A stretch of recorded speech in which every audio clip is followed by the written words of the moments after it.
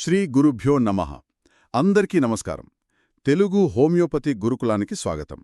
ఈరోజు మనం level 2 core concepts and ఆర్గనాన్లో episode 48 part 1 nature of cure versus palliation గురించి లోతుగా అధ్యయనం చేయబోతున్నాం.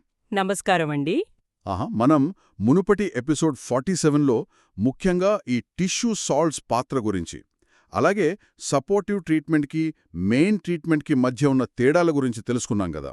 అవును, అక్కడ మనం చాలా క్లియర్గా డిస్కస్ చేశాం. రైట్. సో అక్కడ ఒక అతి ముఖ్యమైన ప్రశ్న తలెత్తుతుంది. అదేంటంటే, మనం తీసుకునే ఈ ట్రీట్మెంట్ నిజంగా క్యూర్ అవుతుందా లేక కేవలం పాలియేషన్ మాత్రమేనా అని.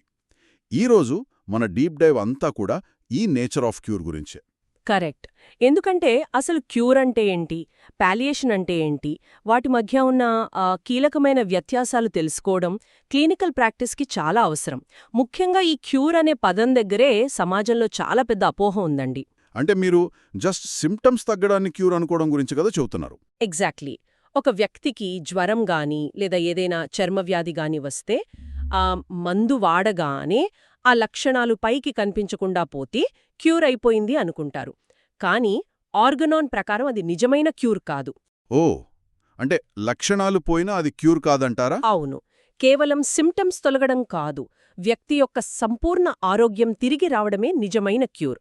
అంటే రోగిలోని ఆ ప్రాణశక్తి లేదా వైటల్ ఫోర్స్ తిరిగి తన సహజ స్థితికి చేరుకొని సరిగ్గా పనిచెయ్యాలి. ఇది అర్థం చేసుకోవడానికి నాకొక మంచి అనాలజీ గుర్తొస్తోంది. ఇప్పుడు మన కారు డాష్బోర్డ్ మీద ఇంజిన్ ప్రాబ్లం ఉందని ఒక ఎర్రటి వార్నింగ్ లైట్ వెలుగుతోంది అనుకుందాం. అవును.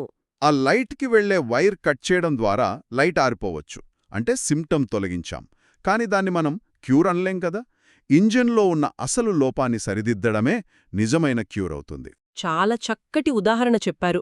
డాక్టర్ శామ్యూల్ హానిమన్ తన ఆర్గనాన్ ఆఫ్ మెడిసిన్లో చెప్పింది కూడా సరిగ్గా ఇదే. ఏంటంటే ఎఫోరిజం 3 ప్రకారం ఒక ఫిజీషియన్ యొక్క ఏకైక లక్ష్యం వ్యాధిని క్యూర్ చేయడం. అంటే కేవలం ఆ వార్నింగ్ లైట్ని వైర్ కట్ చేసి దాచిపెట్టడం కాదనమాట. అవునవును.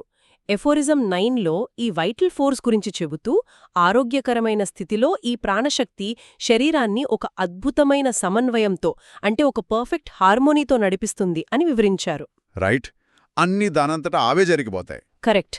కానీ వ్యాధి వచ్చినప్పుడు ఎఫోరిజం 6లో చెప్పినట్టు ఈ వ్యాధి అనేది ఒక భౌతికమైన వస్తువు కాదు, అది ఈ ప్రాణశక్తిలో జరిగే ఒక డైనమిక్ డిస్టర్బెన్స్. ఒక్క నిమిషం, ఇక్కడ నాకొక డౌట్ వస్తుంది. ప్రాణశక్తి అంత అద్భుతంగా పర్ఫెక్ట్ హార్మోనితో పనిచేస్తున్నప్పుడు అసలు ఈ లక్షణాలు ఎందుకొస్తాయి? అంటే ఫీవర్ లేదా భరించలేని నొప్పి ఎందుకొస్తోంది? అది చాలా ఇంపార్టెంట్ పాయింట్. మనం ఆ బాధపెట్టే లక్షణాలను చూసి భయపడతాం కానీ వాస్తవానికి ఆ లక్షణాలు వ్యాధి కారకాలతో మన ప్రాణశక్తి పోరాడుతున్నప్పుడు ఏర్పడే ఒక రక్షణ యంత్రాంగం. అంటే డిఫెన్సివ్ ఎఫర్ట్ అంటారా? ఎగ్జాక్ట్లీ. ఫీవర్ గాని నొప్పి గాని ఇవి వ్యాధులు కావు, అవి మన ప్రాణశక్తి శత్రువుతో చేస్తున్న పోరాటానికి సంకేతాలు మాత్రమే. ఓహో, సో సిమ్టమ్స్ అంటే లోపల జరుగుతున్న యుద్ధం అన్నమాట. మరెలాంటప్పుడు పాలియేషన్ అంటే ఏంటి?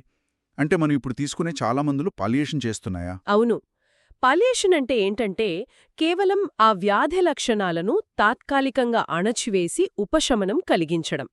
ఇది వ్యాధి యొక్క మూలాన్ని, అంటే డిసీజ్ రూట్ని ఏమాత్రం మార్చదు. జస్ట్ తాత్కాలిక రిలీఫ్ కోసం ఇస్తున్నామన్నమాట. అవును.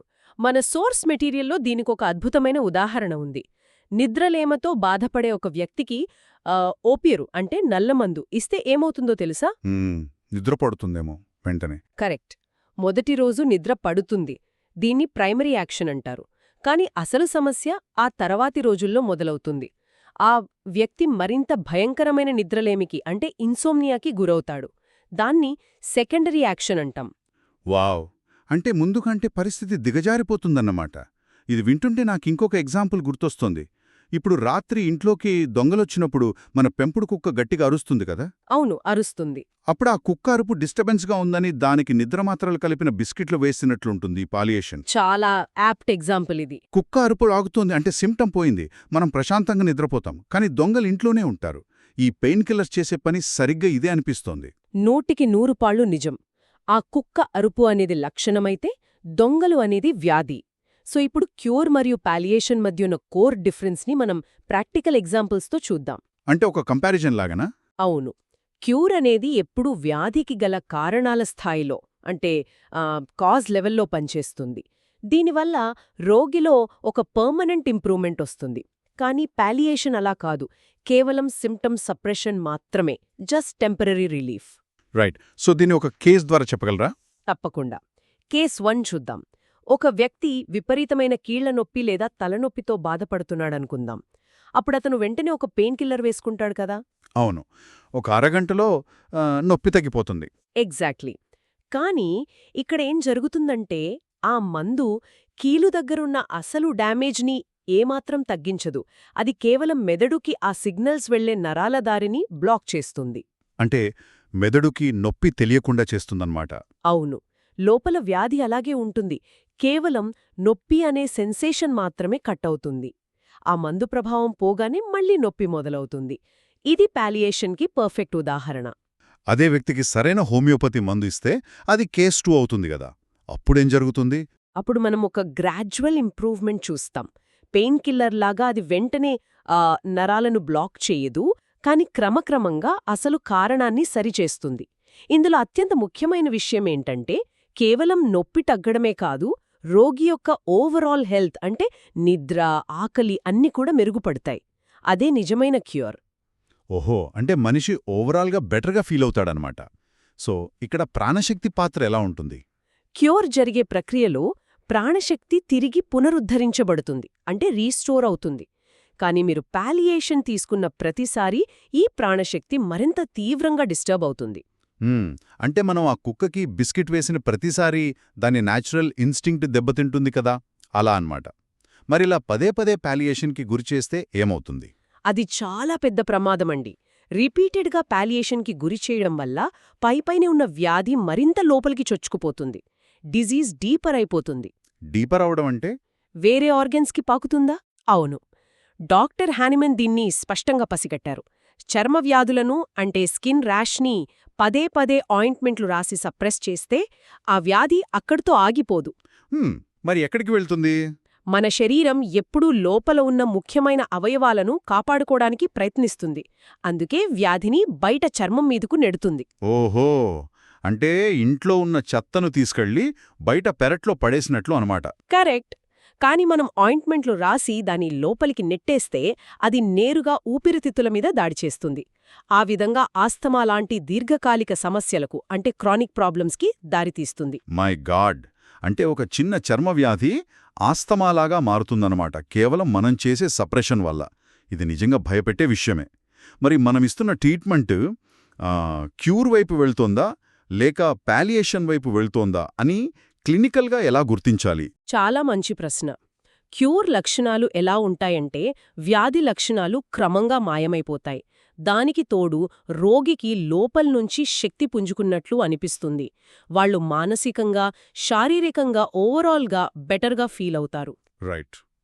మరి పాలియేషన్ అయితే ఇలా ఉంటుంది. మందుల ప్రభావం అయిపోగానే లక్షణాలు మళ్లీ వెనక్కి వస్తాయి. సిమ్టమ్స్ రిటర్న్ అవుతాయి. పైగా రోగి లోపల మరింత నీరసంగా ఫీలవుతాడు. పరిస్థితి మెల్లగా దిగజారుతుంది, వర్సనవుతుంది. అంటే పైకి సిమ్టమ్ లేకపోయినా లోపల మనిషి డల్గా ఉంటాడనమాట. సో ఆర్గన్ ఆన్ ఇన్సైడ్ దీని మీద ఏముందంటారు? హోమియోపతి యొక్క ఏకైక లక్ష్యమేంటంటే రోగికి ట్రూ క్యూర్ అందించడం. కనుక ఈ అణచివేతని లేదా తాత్కాలిక ఉపశమనాన్ని అంటే సప్రెషన్ని పూర్తిగా అవాయిడ్ చేయాలి. ఈ అవగాహనే మన క్లినికల్ ప్రాక్టీస్కి అత్యంత ముఖ్యమైన పునాది. సూపర్ అండి, చాలా అద్భుతంగా వివరించారు. సో ఈరోజు మన డీప్ డైవ్లో క్యూర్ అంటే ఏమిటి, పాలియేషన్ అంటే ఏమిటి, అలాగే ఒక వ్యాధిని సమూలంగా నయం చేయడానికి తాత్కాలికంగా అణచివేయడానికి మధ్య ఉన్న తీవ్రమైన వ్యత్యాసాలను అర్థం చేసుకున్నాం. అవును, ఇది కేవలం డాక్టర్లే కాదు, ప్రతి ఒక్కరూ తెలుసుకోవాల్సిన విషయం. అయితే ముగించే ముందు ఒక ప్రశ్న. మనం చిన్నపాటి నొప్పుల కోసం, జ్వరాల కోసం ప్రతిసారి వేసుకునే టాబ్లెట్స్ మన శరీరంలోని ప్రాణశక్తి చేస్తున్న పోరాటాన్ని అడ్డుకుని భవిష్యత్తులో రాబోయే పెద్ద దీర్ఘకాలిక వ్యాధులకు మనమే స్వయంగా తలుపులు తెరుస్తున్నామా? మన ఆరోగ్యాన్ని కాపాడాల్సిన మందులే మనల్ని శాశ్వత రోగులుగా మారుస్తున్నాయా? దీని గురించి కాస్త ఆలోచించండి. ఖచ్చితంగా ఆలోచించాల్సిన విషయమే ఇది. ఇప్పుడు మనం క్యూర్ వర్సెస్ పాలియేషన్ కాన్సెప్ట్ తెలుసుకున్నాం కదా. తదుపరి episode 48 part 2 how cure appears clinical గురించి చూద్దాం. ఆ తర్వాత episode 49 part 1 stages of cure గురించి మరింత లోతుగా అధ్యయనం చేద్దాం. తప్పకుండా అండి. జై శ్రీకృష్ణ. వాసుదేవ.